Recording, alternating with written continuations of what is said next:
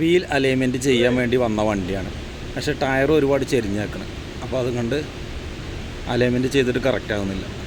വണ്ടി ഒരു സൈഡിലേക്ക് പോകണം. അപ്പോൾ ഒരുപാട് ചെരിഞ്ഞേക്കണം. അപ്പോൾ അത് നേരെ ആക്കണം. അതെങ്ങനെ നേരെ ആക്കാമെന്നുള്ളത് ഇപ്പോൾ കാണിച്ചു തരാം കേട്ടോ. രണ്ട് സൈഡും ഇതേമാതിരി തന്നെയാണ്. കണ്ടോ, ഇപ്പുറത്തെ സൈഡും അതേമാതിരി തന്നെയാണ്. ഓക്കെ, അപ്പോൾ ഞാൻ ടയർ അയക്കാൻ പോവാണ്. ഓക്കെ,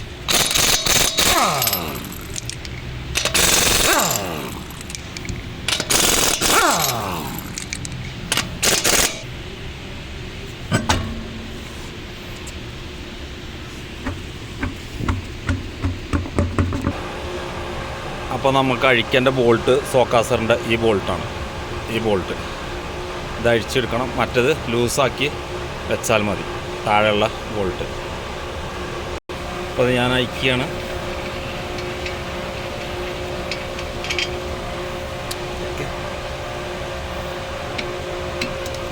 ഈ ബ്രേക്കിൻ്റെ ലൈ കൂടി അഴിക്കണം.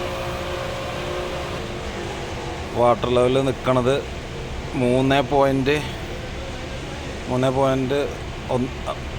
പകുതിയിലാണ് നിൽക്കുന്നത്. അപ്പോൾ നമുക്ക് 2 പകുതി കഴിഞ്ഞിട്ട് 1 കൊണ്ടൊന്ന് നിർത്തണം. അപ്പോൾ ടയർ ലെവലാവും. ഓക്കെ,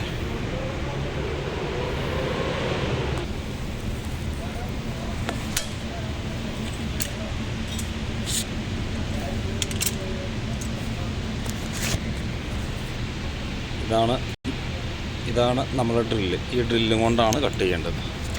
ഓക്കെ, എവിടെ കട്ട് ചെയ്യണമെന്നത് ഇവിടെ സോക്കാസറിൻ്റെ ഈ സൈഡിൽ ഇവിടെ.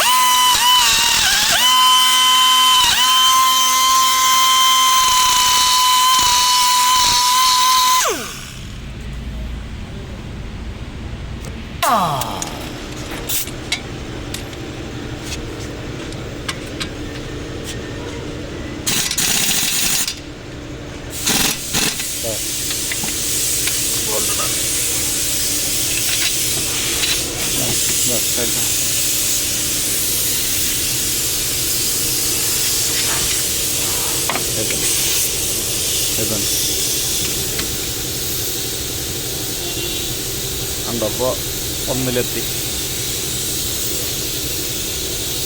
ഉണ്ടോ. അപ്പോൾ ടയറിടാൻ പോവാണ്.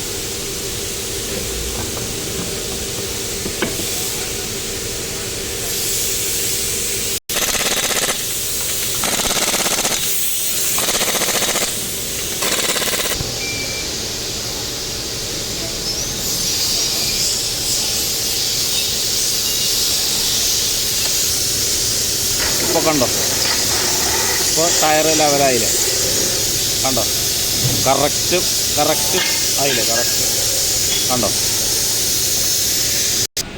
നിങ്ങൾക്ക് എൻ്റെ വീഡിയോ ഇഷ്ടപ്പെട്ടെന്നുണ്ടെങ്കിൽ നിങ്ങൾ